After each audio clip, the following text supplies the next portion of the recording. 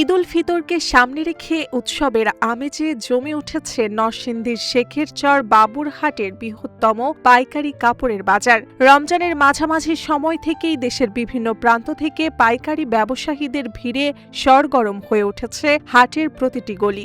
দীর্ঘদিনের মন্দা কাটিয়ে এবারের ঈদ মৌসুমে ব্যবসা ভালো হবে বলে আশাবাদী ব্যবসায়ীরা। আগামী বিগত 10 বছরে যে বেচা কিনা হয় নাই, এবারকার মাশাআল্লাহ বেচা কিনি হরদুম। আমাদের যত স্টকে মাল ছিল তা অলরেডি শেষ।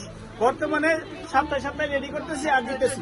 প্রাচ্যের ম্যানচেস্টার খ্যাত এই বাজারে শাড়ি, লুঙ্গি, থ্রি পিস, শার্ট, প্যান্টের পিস, পাঞ্জাবির কাপড়, বেডশিট ও পর্দার কাপড়ের বিশাল সংগ্রহ রয়েছে।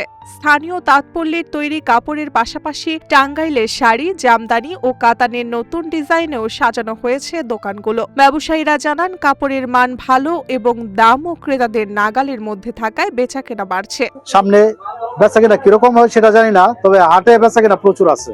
খুচরা বাজারে এখনো বেচাকেনার হিড়িক লাগে নাই। আশা করা যাচ্ছে 1 তারিখের পরে থেকে বেচাকেনা শুরু হইতে পারে। বাবুরহাটে দাম মানানসই, মোটামুটি অতিরিক্ত রাখে না। বাবুরহাট হচ্ছে বাংলাদেশের সর্ববৃহৎ হাট।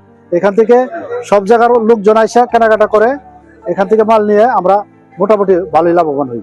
লুঙ্গির জন্য পরিচিত এই হাটের নতুন ডিজাইনের লুঙ্গি বাজারে এসেছে, যার দাম 500 থেকে 5000 টাকার মধ্যে। ক্রেতাদের কাছে এসব পণ্যের চাহিদাও বেশ ভালো।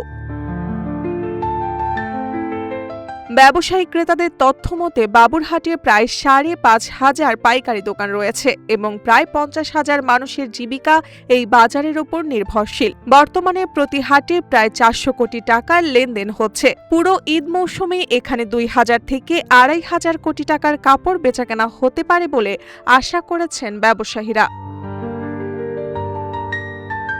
মার্জিয়া মৌ, রূপালী বাংলাদেশ।